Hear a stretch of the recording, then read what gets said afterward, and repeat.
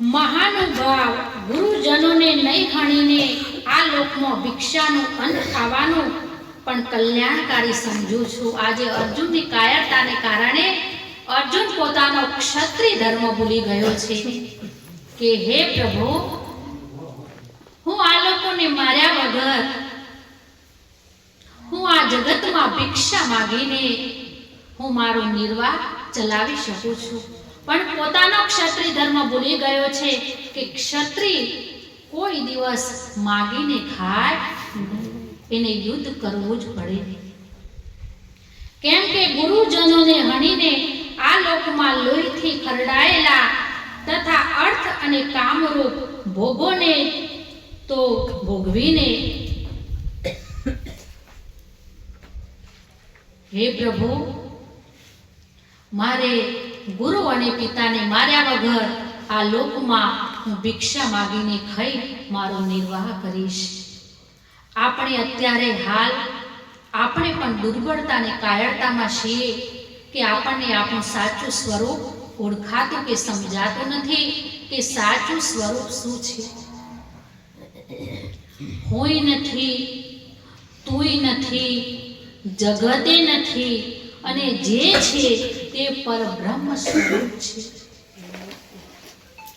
અને જે પરબ્રહ્મ સ્વરૂપને પોતાનું સ્વરૂપ ઓળખાઈ જાય તો એને કોઈ જન્મ મરણના ચક્રમાં આવવું પડતું નથી. પુનરપી જનરમ પૂર્ણરપી મરણમ જનની જઠરે પુનઃશયાનમ. ફરી ફરી માના ઉદરમાં જન્મ લેવો પડતો નથી.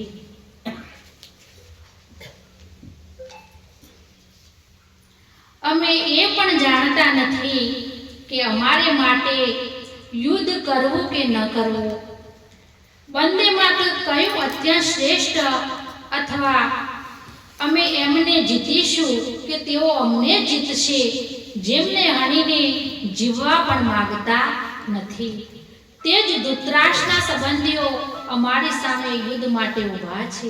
હે પ્રભુ, અમે તો એટલું પણ જાણતા નથી કે એમની જીત થશે કે અમારી થશે. અને ધૃતરાષ્ટ્રના દીકરાઓ એ મારા ભાઈ છે, પણ હે પ્રભુ, હું એમ પણ માનતો નથી. પણ મને મારો આત્મા હવે રડી રહ્યો છે કે હવે હું યુદ્ધ નહીં કરી શકું. જ્યારે વિષાદ અર્જુનને થયો ત્યારે પ્રભુએ આ ગીતા માતાનું શરણું લઈ અને અર્જુનને ઊભો કર્યો છે.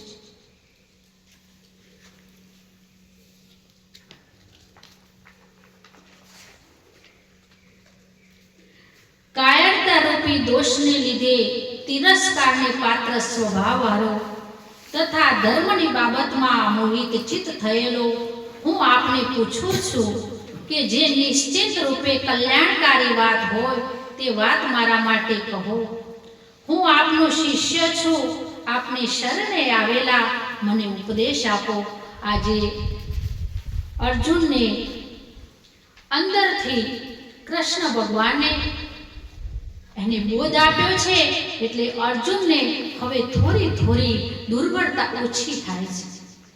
અર્જુન કહે છે કે હે પ્રભુ, હું તમારી શરણે આવ્યો છું. હવે તમે મને બોધ આપો કે મારે શું કરવું, યુદ્ધ કરવું કે યુદ્ધ ન કરવું.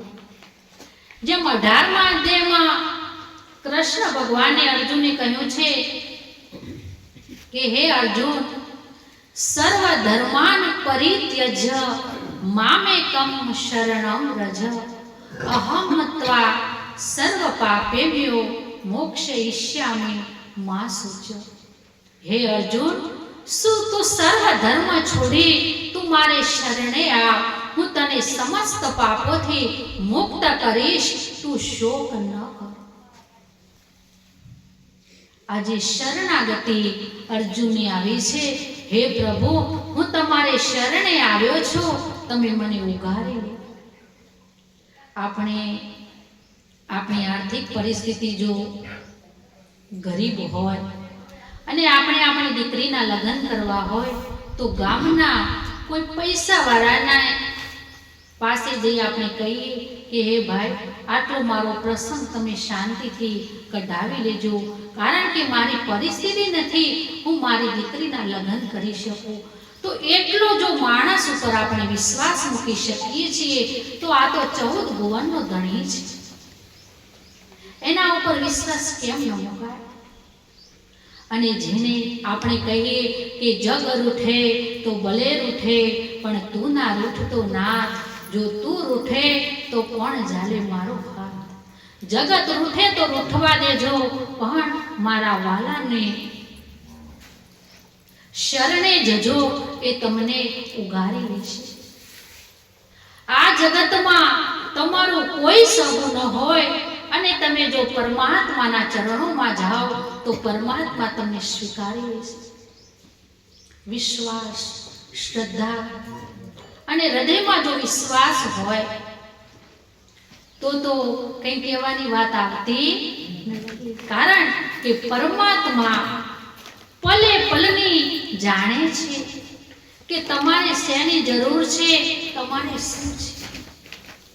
અરે 9મા અધ્યાયમાં, ગીતાજીમાં 9મા અધ્યાયમાં કહ્યું છે કે અનન્યાસ ચિંતયંતો મામ એ જ નામ પર્યુપાસતે તેષામ નિત્યા ભેયુક્તાના યોગક્ષેમમ વહામ્ય. જે અનન્ય ભાવે મુજ પરમાત્માનું ભજન કરે છે એનું આદિ ભૌતિક, આદિ આધ્યાત્મિક, એનું બધું ભરણ પોષણ ભગવાનને કરવું પડે છે. એમાં એક બ્રાહ્મણ હતા, એટલે આ બ્રાહ્મણ આ 9મા અધ્યાયના 22મા મંત્ર ઉપર ચાલતા હતા કે પરમાત્મા આપણું બધું ભરણ પોષણ કરે છે. ત્યારે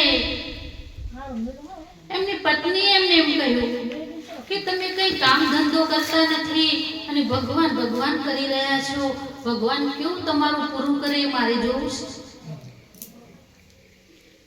એટલે ઘરમાં ટક ટક કરવા લાગી. એટલે આ બ્રાહ્મણ દેવતા ગામને ગાંધે જઈને બેઠા. હવે બપોરે રસોઈ બનાવવા માટે ઘરમાં અનાજનો દાણો નહીં, પણ આ બ્રાહ્મણ દેવને એટલો વિશ્વાસ કે મારો નાથ કોઈ આને તો સીધું લઈ રસોઈ બનાવી. પણ આ બ્રાહ્મણ દેવ આપવા આવેલા એમના કપાળમાં અહીંયા ચેપો થયેલો અને લોહી નીતરે, કારણ કે આ ગીતાજી ભગવાનનું સ્વરૂપ છે. ત્યારે આ બ્રાહ્મણે ઘરે આવ્યા તો રસોઈ તૈયાર. અરે રસોઈ બની? હા. તમે જ હમણાં મોકલ્યું તું અનાજ? હા. તો જાણતા પણ નહોતા. પછી આ બ્રાહ્મણને થયું કે મારો નાથ આવ્યો છે. અરે કોણ આવ્યું હતું? એમને કહ્યું એક બ્રાહ્મણ આવ્યા, તમારું નામ દીધું, કોઈ ચિહ્ન ખરું? હા. એમના કપાળમાં વાગેલું અને લોહી નીતરતું હતું. અરે અભાગણી, આ તે ગીતાના મંત્ર ઉપર લાલ ટીક કરેલી એ મારા નાથને વાગ્યો છે. એટલે પરમાત્મા એને પળે પર રક્ષણ કરે છે, પણ વિશ્વાસ નથી.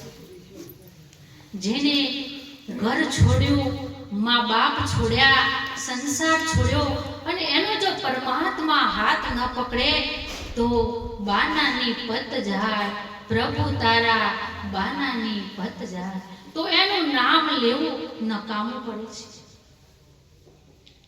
એટલે અનન્ય ભાવે ભગવાનનું ભજન કરે એનું પરમાત્મા પૂરેપૂરું એનું આજીવિકાનું સાધન પૂરું કરે છે.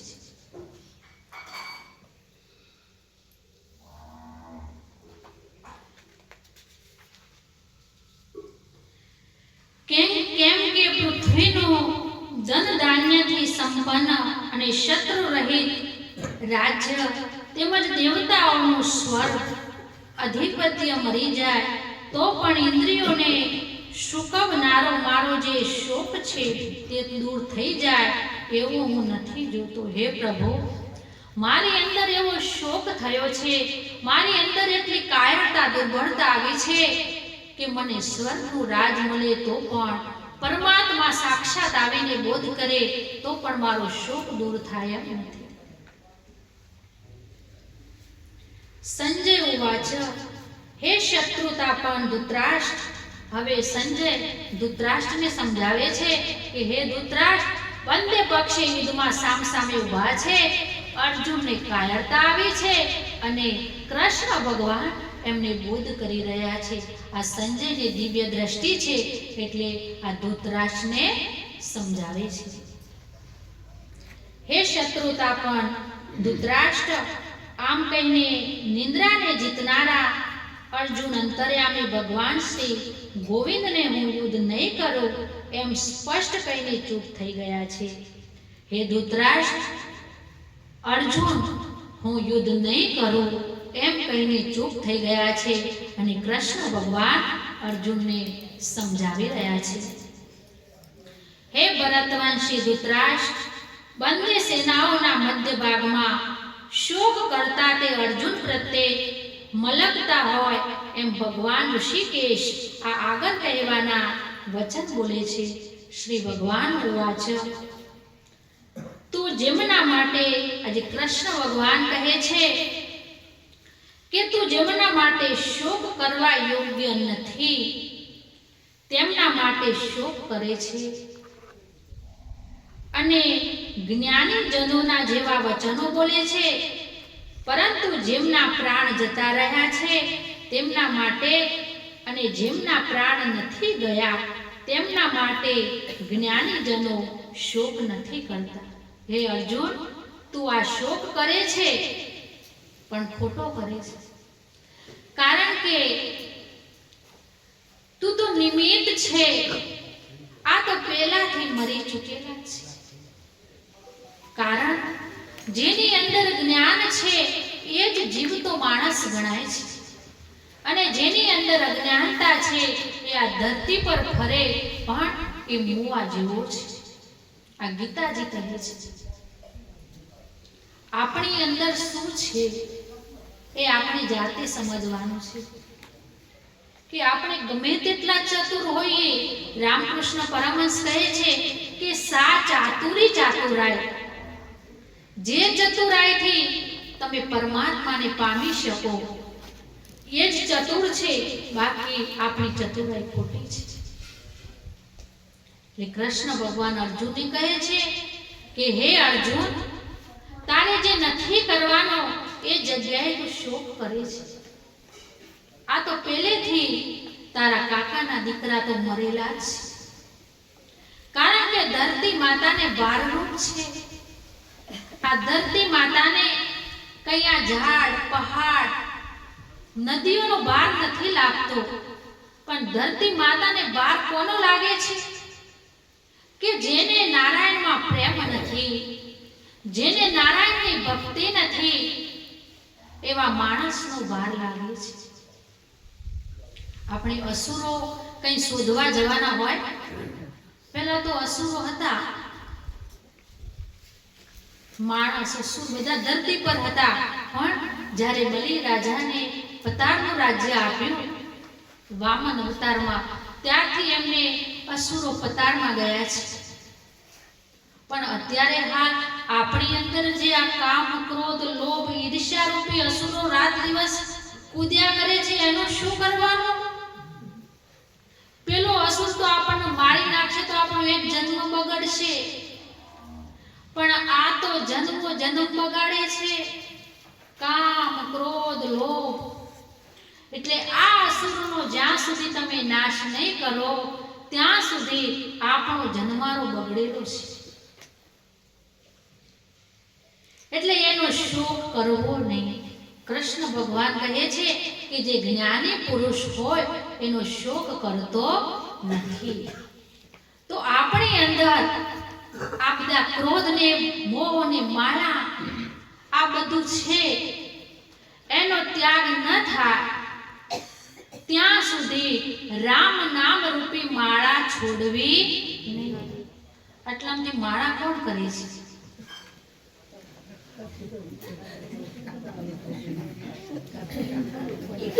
ભાઈઓ કોઈ કરતા નહીં, ભાઈઓ કોઈ મારા નહીં કરતા.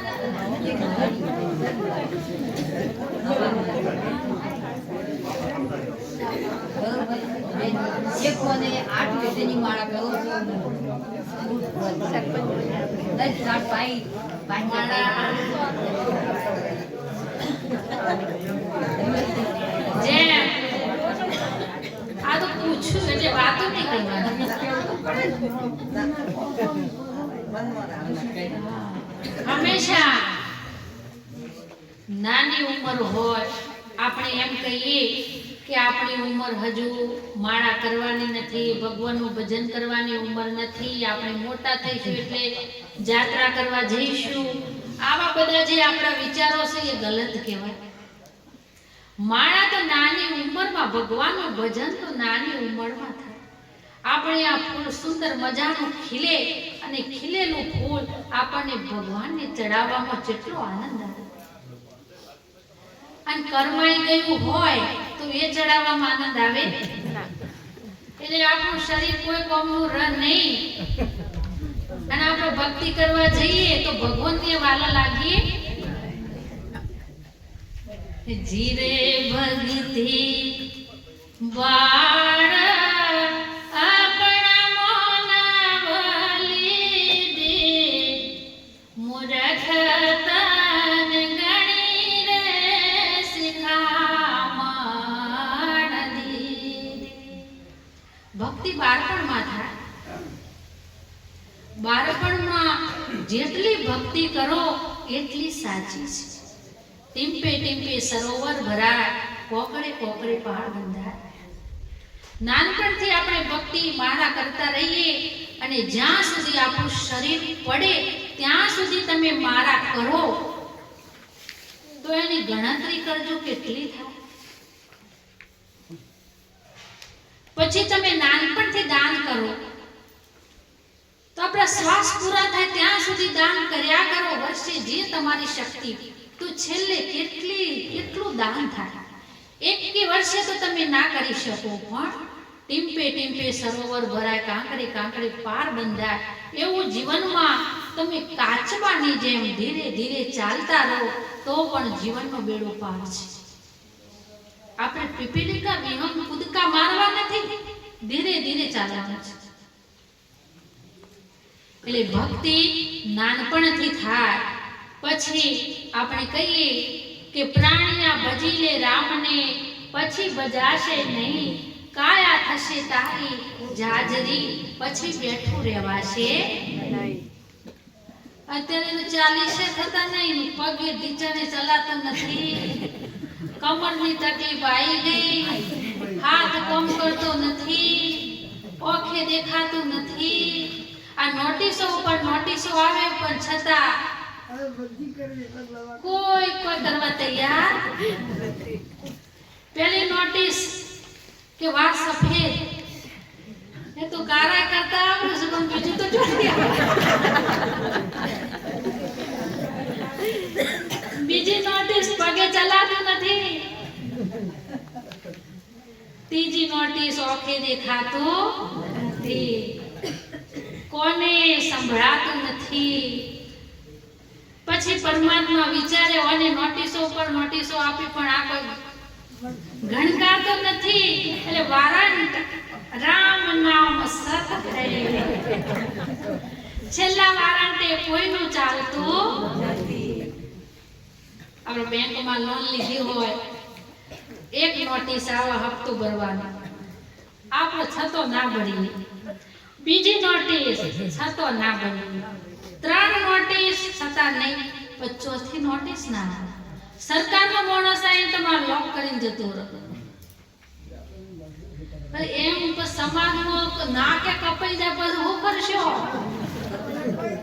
એટલે આ ભગવાનના ઘરની વારંટ આયા પહેલ મારા પકડી લેજો કે રામ નામ સાચું છે, રામ નામ સિવાય આ બધું ખોટું છે.